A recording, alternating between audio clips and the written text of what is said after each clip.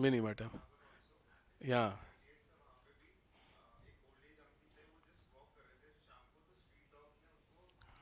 हाँ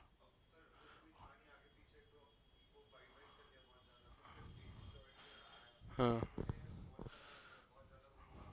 हाँ, हटाओ इसको। ऑब्वियस है यार, भाई ये सब चीज़ें, बट बहुत सारे लोग हैं इस समय, आजकल थोड़ा सा नौटंकी सोशल मीडिया चल गई है ना थोड़ी सी। पर मेरा तो एक ही सिंपल तरीका है कि जिसके साथ हो रहा भाई साहब, जो खास करके उनके साथ हो, ऑटोमेटिकली समझ में आ जाएगा क्या कहा जा रहा है। सिंपल लॉजिक है इसमें, चीज़ को बुरा लग रहा बुरा लगे, मेरे को तो वैसे भी क्या फ़र्क पड़ना है यार, तुमको बुरा लगे लगे, सीधी बात है। बट मेरे को जो चीज़ नहीं है वो नहीं है, जो चीज़ गलत हो गलत। अगला डिसीज़ आई है इटाई इटाई। नेक्स्ट डिसीज़ है मिनमाटा के बाद itai itai, ETAI, itai itai. ये इंटेक होता है कैडमियम से, कैडमियम इंटेक से। ये ध्यान रखिए, कैडमियम इंटेक अगर बढ़ा तो सबसे बड़ी जो डिसीज है वो है आपकी बोन्स की, हड्डियों की। इटाई इटाई, ठीक है, इटाई इटाई डिसीज होती है। Let me introduce you itai.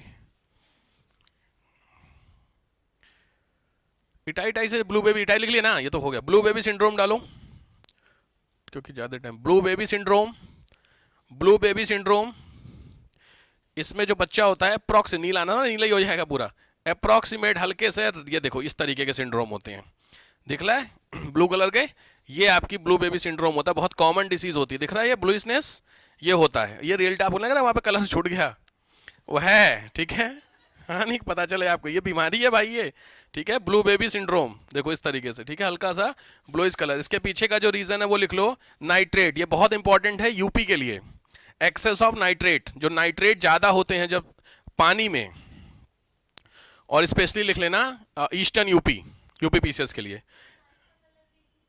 नहीं नहीं नहीं नहीं, वो आंखें वैसी वाली जो नीली और काली, ना ना, वो तो पीछे से इनहेरिटेंस होता है उससे। अच्छा, अरे बाप रे बाप, बड़ी खतरनाक हो जाएगी। नहीं नहीं नहीं, आंखों का कलर तो अलग चीज़ होता है, आंखों का कलर, बालों का कलर, ये सब जेनेटिकल होता है। क्या लिखियो, हाँ नाइट्रेट वाला।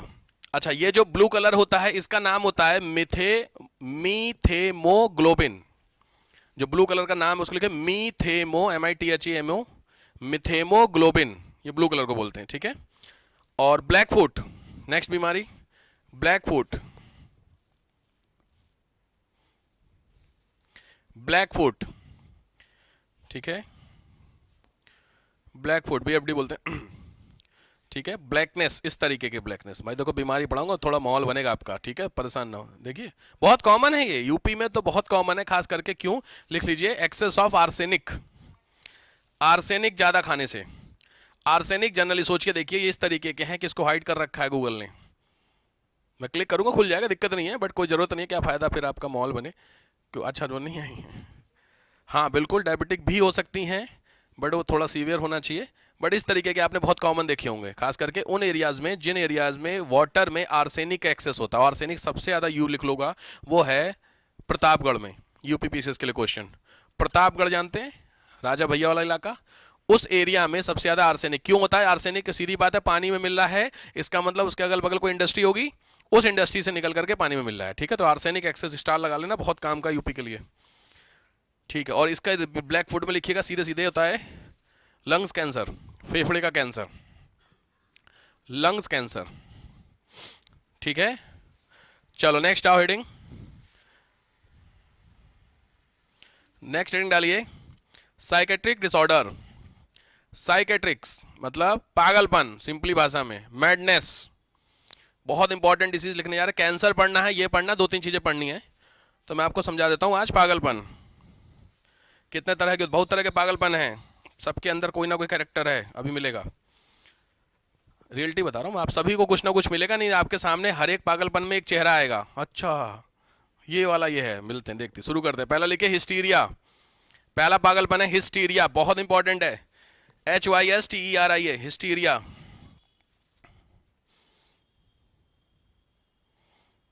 बुरा कोई नहीं मानेगा, ध्यान रखना, मैं बहुत ध्यान से समझा देता हूँ, क्योंकि इसमें जनरली मैं थोड़ा सा बायस होऊंगा जेंडर को लेकर के, ठीक। तो लिखिएगा मोर इन फीमेल, महिलाओं में ज़्यादा होता है,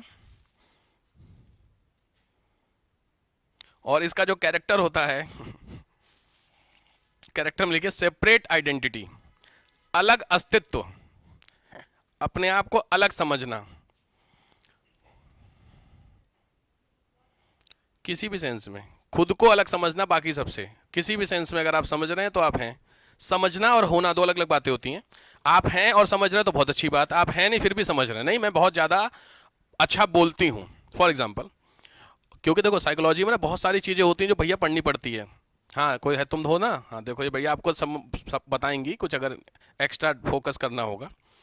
पागलपन में किस तरह, तो जनरली पागलपन में नॉर्मल आप रहेंगे तो सब बढ़िया, नॉर्मल के अलावा अगर कुछ है तो पागलपन की बहुत सारी कैटेगरी है, मुझे डिटेलिंग नहीं पढ़ानी, जितने एग्जाम में वो बता रहा हूँ। हिस्टीरिया बहुत कॉमन, आप कह सकते हैं कि सबसे ज़्यादा जो कॉमन पागलपन ये है कि अपने आप को अलग समझना। कॉमनली ये फीमेल में ऐसा देखा गया है, ऐसा नहीं कि कोई पर्टिकुलर कि जो बैक्टीरिया उसमें ज़्यादा मिलते हैं, बट ये जनरली ऐसा होता है, ठीक बात है।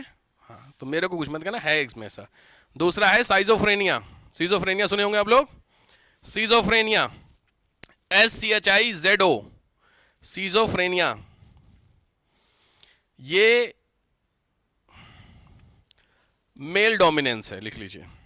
सीजोफ्रेनिया बहुत कॉमन होता है मेल में ज्यादातर, और ये होता है disintegration of personality, disintegration of personality, व्यक्तित्व का विघटन, मतलब अपने आप को कम समझना।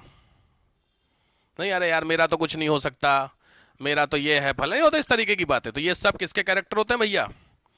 तो ये सीधी बात है, ये सब फालतू की नौटंकी पढ़ने के लिए है, ध्यान रखिए। बट दिक्कत ये है कि ये जो बीमारी है ये जेनेटिकल है, लिख लीजिए, it is a genetical disorder, वंशानुगत रोग है ये, पीछे से आता होगा, मतलब पापा भी ऐसा समझते हैं। ठीक, थर्ड आइए,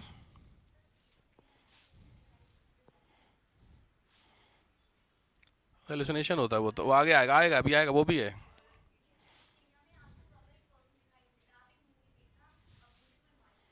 अच्छा, ब्यूटीफुल माइंड, मुझे ऐसा क्यों लग रहा?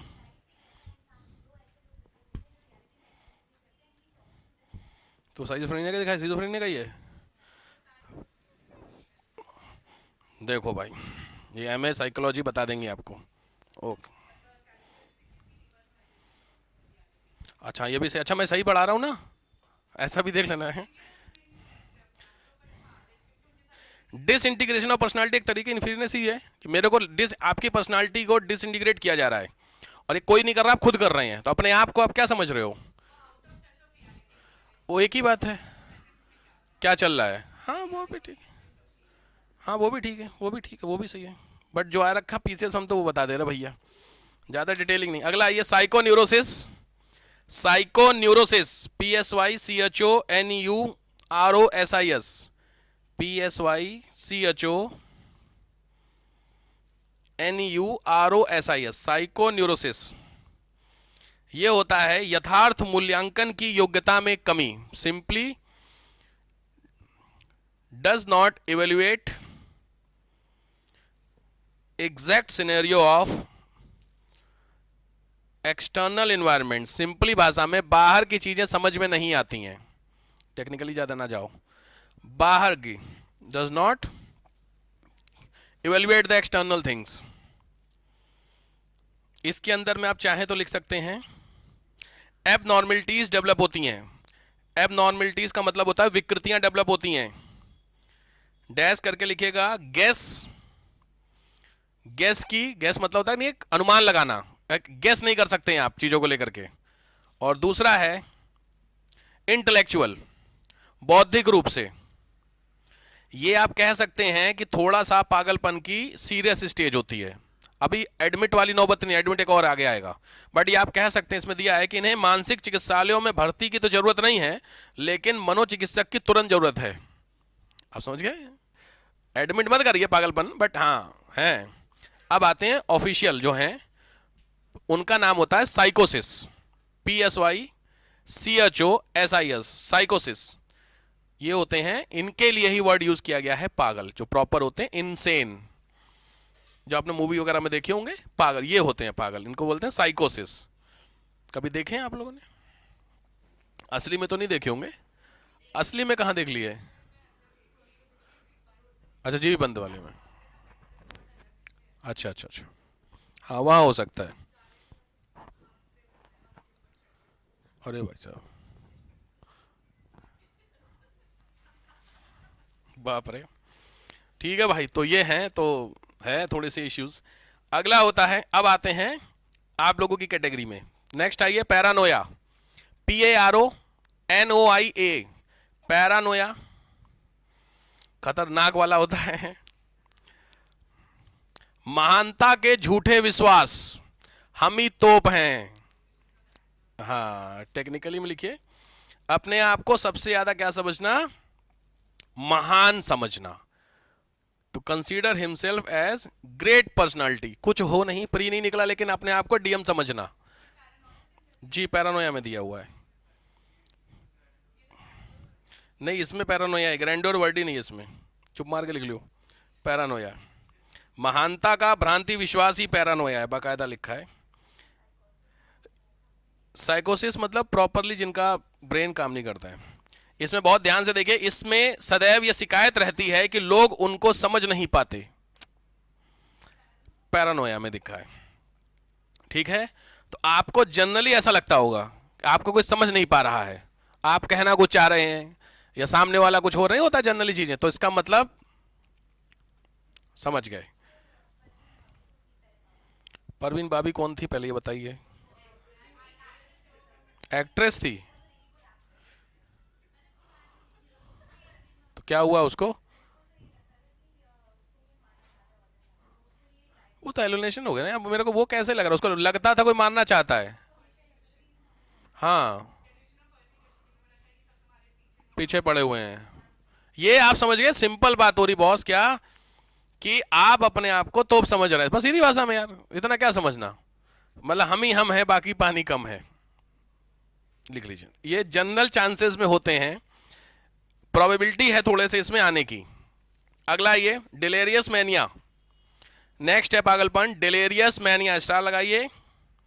Delirious mania, DELIRIOUS, delirious mania. ये होता है सिंपली भाषा में शॉर्ट टेम्पर, अचानक से उग्र हो जाना। बैठे बैठे थप्पड़ मार दो किसी, किया है कभी ऐसे हरकतें? अरे, अचानक से बैठे बैठे, बात होते होते कई बार होता, अचानक बातचीत चल रही हो, एकदम से हाथ चल जाता। ऐसा हुआ कभी? नहीं हुआ है? कोई बहुत अच्छी बात नहीं, अगर नहीं हुआ है तो बहुत है, तुम सही हो। मैं वही तुम कर, हाँ हुआ, हद होगी। हुआ होता तुम पागल हो गए, ठीक है। तो बैठे बैठे अचानक से, इसमें लिखा हुआ है, इसमें रोगी अचानक से बैठे बैठे उत्तेजित और हिंसात्मक बन जाता है। बैठे बैठे एकदम से धर देगा है। किसी क्षण किसी काम को मना कर देता है और दूसरे क्षण उसको करने लग जाता। कुछ कुछ समझ में आ रहा है? कुछ कुछ क्लिक हो रहा है? अपने आप को तो नहीं लग रहा कहीं? बैठे बैठे मन कर रहा नहीं जा रहा, फिर एकदम से बोला अच्छा चलो चलते हैं, ठीक है। चलो, अगला डिप्रेसिव स्टूपर।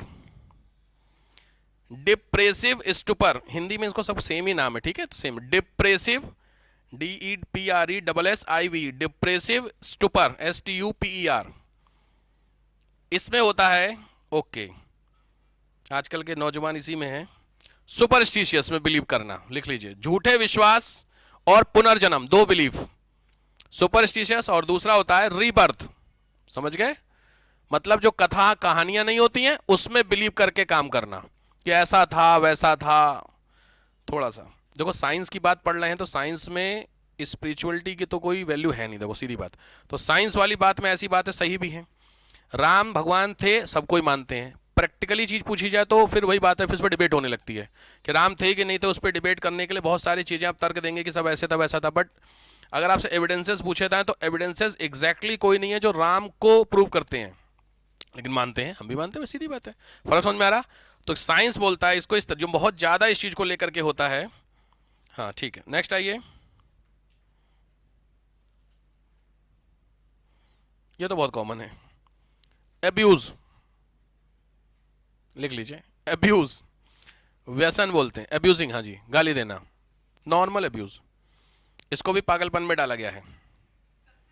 सब्सटेंस अब्यूज डाल लीजिए, सब्सटेंस अब्यूज लिख लीजिए। एब्यूज आदमी दो तरीकों से करता है, एक होता है जब कुछ इनटेक होता है, एक होता है नॉर्मल होता है। समझ गए? इनटेक का मतलब समझ में आ गया? कौन सा पदार्थ? अरे क्या पूरा आपको डेटा, नारकोटिक्स, ड्रग्स वगैरह जो होते हैं याद रखिएगा। लोग कहते हैं वही सबसे बड़ा सच होता है। ठीक, तो आप गजब नॉलेज बहुत है आप लोगों की इस चीज की, वेरी गुड। लिख लीजिए अब्यूज में उसके पीछे के रीजन ऑब्वियस बात दिया हो। पहला दिया हुआ है कॉम्प्लेक्सिटी ऑफ लाइफ, सही बात है, जीवन की जटिलता, सही बात है, बड़ी दिक्कतें हैं। दूसरा आप लोगों के लिए सबसे खतरनाक है बेरोजगारी, अनएम्प्लॉयमेंट। तीसरा है प्रतिस्पर्धा, कंपटीशन। तीनों ही मैटर में मुंह से कुछ निकल ही जाता है साहब, यही अब्यूज है आपका। तरीके ध्यान रखना, मैंने बोला दोनों तरीके से होते हैं, इसमें दोनों ऑप्शन दिए हुए हैं। रीजन लिख लीजिए, मतलब अब्यूज के रीजन में पहला दिया हुआ नारकोटिक्स। नारकोटिक्स समझ गए, नशीले पदार्थ, नाम भी पता होने चाहिए। नारकोटिक्स में 3-4 ड्रग्स के नाम बताइए। सिडेटिव अलग होती है, ध्यान रखना, कोकेन और बढ़िया, एक हो गया कोकेन, नोट करते चलिए जरूर। अरे पूछे हाँ सर, हाँ भैया, मैथा, मैथा विटामिन, ये समझ गए जो बोला, लिख लीजिएगा अगर ऐसा होता है तो।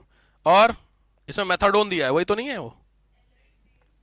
एलएसडी, एलएसडी लिख लीजिए भाई।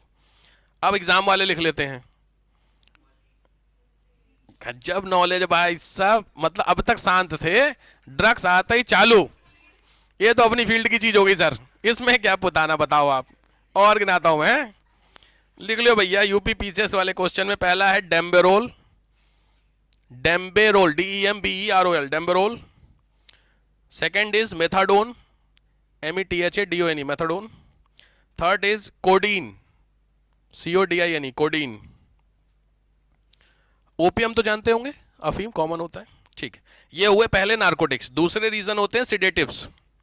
सिडेटिव्स, सिडेटिव समझते हैं, नींद लाने के लिए, हल्की हल्की जो नींद होती है, आप समझ सकते हैं, नींद में भी नहीं है और जगह भी नहीं है। पेन किलर, हाँ मतलब समझ गए, मतलब तुम बस नींद में जा रहे हो लेकिन सो नहीं रहे हो, समझ गए भाई साहब, तो ऐसा करके उठ जाओगे। हाँ समझ गए।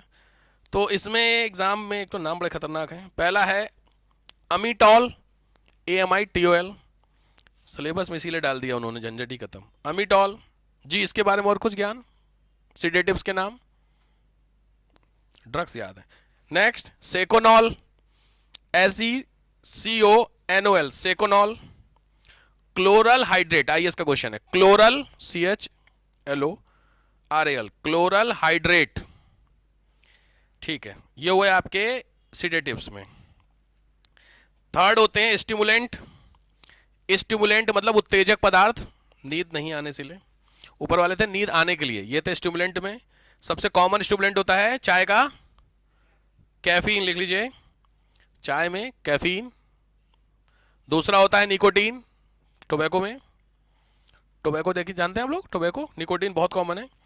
कोकीन सुने हो, कोकीन नोट कर लीजिए, कोकीन, कोकीन। और एम्फीटोमिन्स, AMPHITOMINS, एम्फीटोमिन्स। LSD वर्ड यूज किया गया था, फुल फॉर्म बताइए, पूछा हुआ 3-4 बार, लिख लीजिए, लेसर्जिक LSD, बहुत इंपॉर्टेंट है, 1 2 3 4 5 5 बार आया भाई LSD। तो LSD में पहला है लेसर्जिक एसिड डाई इथेलामाइड, जैसे इथाइलेमाइड होता, इथेला, ETHELAMID, इथेलामाइड, LSD। इसको खोजा किसने था? हॉफमैन ने।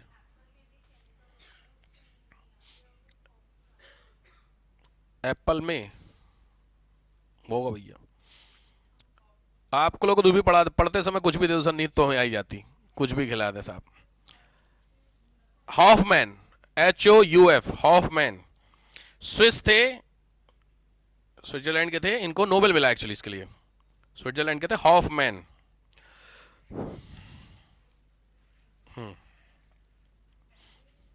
एक्चुअली ये सारी चीजें कई बार होता है मेडिकल ट्रीटमेंट में भी काम आती है ना, ये सब चीजें, ऐसा थोड़ी कि बस। हाँ बिल्कुल, इसमें दे रहा है कि इसका सेवन विविध प्रकार की आवाजें सुनते और दृश्य देखते थे और उनको दिया जाता था, नहीं हेल्प वही। हाँ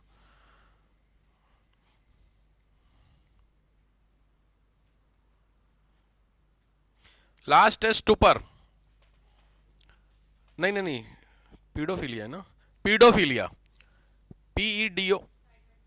हाँ उसमें एक बचा हुआ है, पीडोफिलिया नहीं हुआ, हो, हो गया, पीडोफिलिया, PADO, पीडोफिलिया।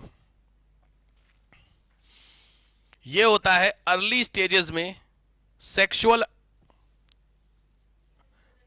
इंटरेक्शन, हाँ कह सकते हैं, अर्ली स्टेज में सेक्सुअल इंटरेक्शन, ये बच्चों के, okay, toward children, okay, adult में होता है टुवर्ड्स बच्चे, ओके ओके, समझ लिख लीजिए भाई इसको, यौन विकृति होती है, ओके डन।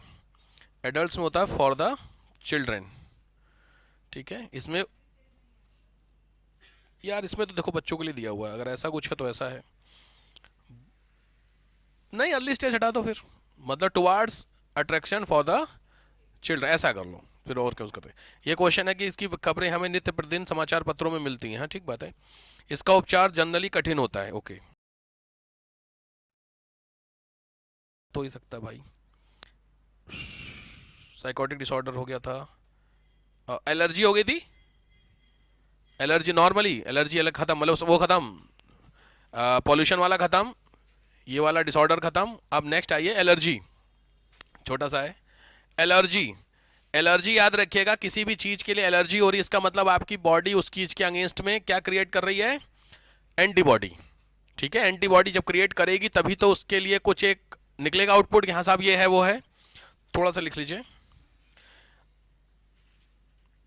अच्छा, एंटीजन एंटीबॉडी जानते हैं सभी लोग, एंटीजन एंटीबॉडी जानते हैं, ठीक है। तो एंटीबॉडी क्रिएशन में लिखिएगा, when our body create histamine, हमारी बॉडी जब हिस्टामीन बनाती है, histamine it is a type of protein, histamine protein होता है,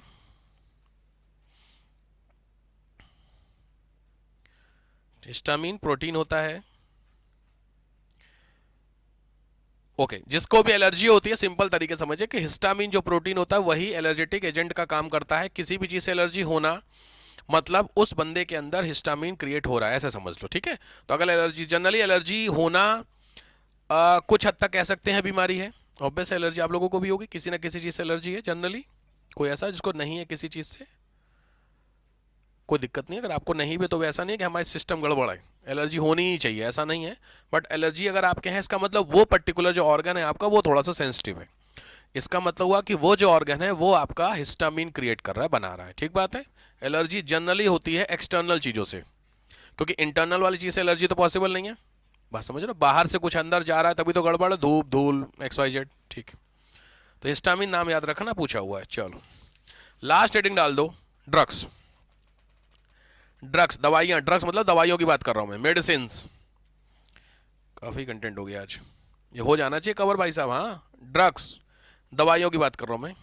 बेसिकली जो ड्रग्स वर्ड होता है ये फ्रेंच वर्ड है, ड्रॉग यू बोलते हैं इसके, ड्रॉग DROGUE, फ्रेंच वर्ड है।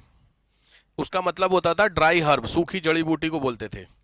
तो आपको मैं ड्रग्स बता देता हूँ फटाफट। ड्रग्स कहाँ से बनती होंगी, बहुत सारे सोर्सेज हो सकते हैं, मिनरल्स वगैरह हो सकते हैं, लिख लो फटाफट लिखो दो, सोर्सेज, स्रोत, दवाई कहाँ कहाँ से बनती है। तो पहला होता है मिनरल्स,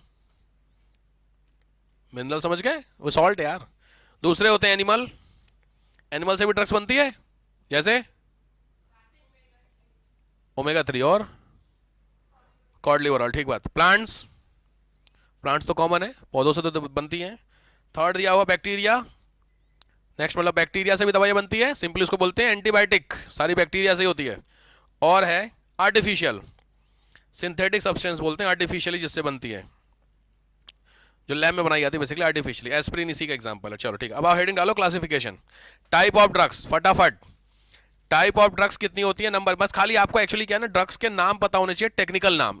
जैसे पहली दवाई लिखो एंटीपायरेटिक्स, एंटीपायरेटिक्स किस में काम आती है, दिक्कत ये है, समझ गए। तो आपको पता होनी चाहिए, ये होती है डैश करके लिखो फीवर के लिए। अब आ गया समझ में, तो फीवर को कम करने के लिए जो भी दवाई वो एंटीपायरेटिक्स बोली जाती है। अब आया टेक्निकली समझ में, तो फीवर की 2-3 दवाइयां बताइए, PCM, डोलो, क्रोसिन, समझ गए, बिल्कुल सही बात, रोज का हमारा तो सर, ठीक। अगला ये एनाल्जेसिक, एनाल्जेसिक ANALGESIC, एनाल्जेसिक, इसी को बोलते हैं pain killer, technically. Pain killer आप समझ गए, बहुत कॉमन पेन किलर होती है। हाँ, मॉर्फिन, कोडीन, ये सब इसकी होती है। थर्ड आइए, एनेस्थेटिक।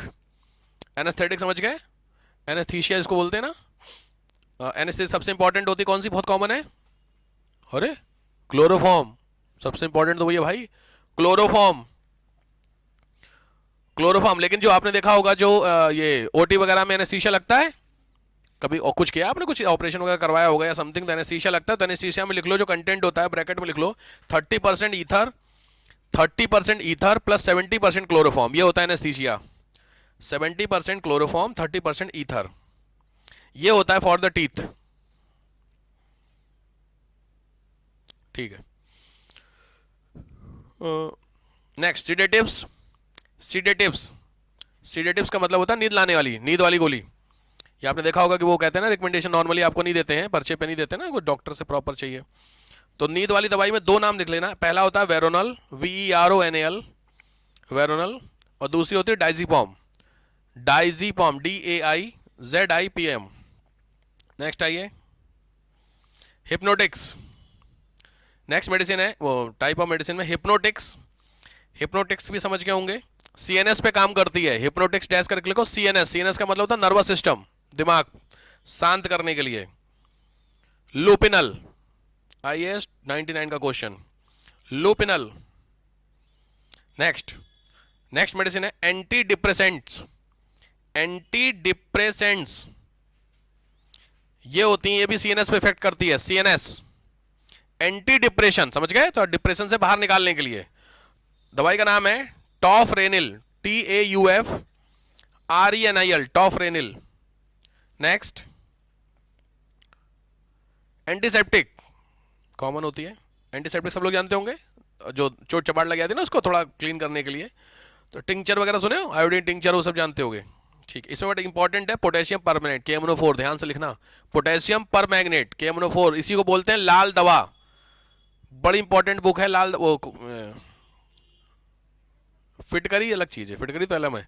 लाल दवा ये होती है, ये जनरली आपको मिलेगी गवर्नमेंट हॉस्पिटल्स में, पूरा ड्रम भर के रखी रहती है, जरा कुछ भी चोट इसी साफ करते हैं, कभी गए हैं देखें, तो वो उनके पास ही होती है। जनरली क्वेश्चन पूछा हुआ सिविल्स में कि जो डॉग बाइट करता है उसके बाद कौन सी दवा लगती है, पूछा हुआ था IAS वाले में, तो ये होती है KMNO4, लाल दवा, स्टार लगा लेना। नेक्स्ट है डिसइंफेक्टेंट्स। डिसइंफेक्टेंट्स का मतलब होता है संक्रमण, मतलब इन्फेक्शन ना हो।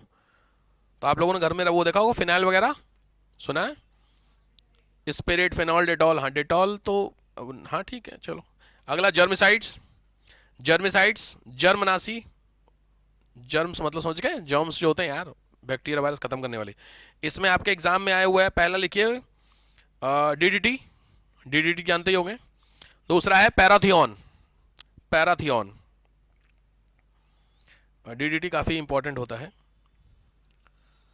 एंटीबायोटिक, एंटीबायोटिक तो जानते ही होंगे, कई बार आपको एंटीबायोटिक बता चुका हूं।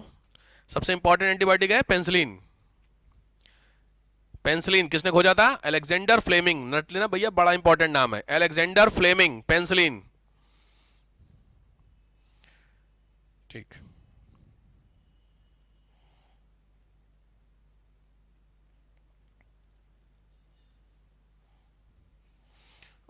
नाम आ रखी भाई, स्ट्रेप्टोमाइसिन लिख लो जरा तो, एंटीबायोटिक में ही, एंटीबायोटिक में दो तीन नाम आ रखे हैं, स्ट्रेप्टोमाइसिन, क्लोरोमाइसिटिन,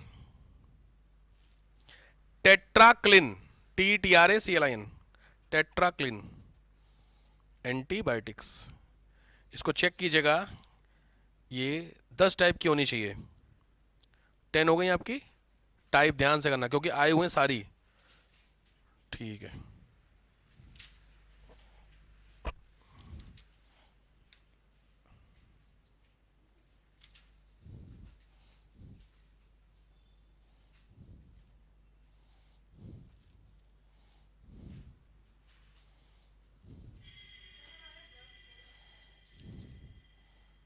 कोई बात नहीं, फिर हो गया आपका।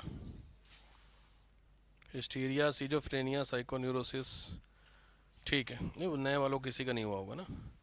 ठीक है, यहाँ पे आपका ड्रग्स का पोर्शन एंड होता है। चलो भाई अब देख लेते हैं कुछ बच रहा हो, नहीं तो कितना टाइम हुआ होगा, 12 बज गए। नेक्स्ट टॉपिक जो आपका होगा वो होगा अब आपका, एक मिनट,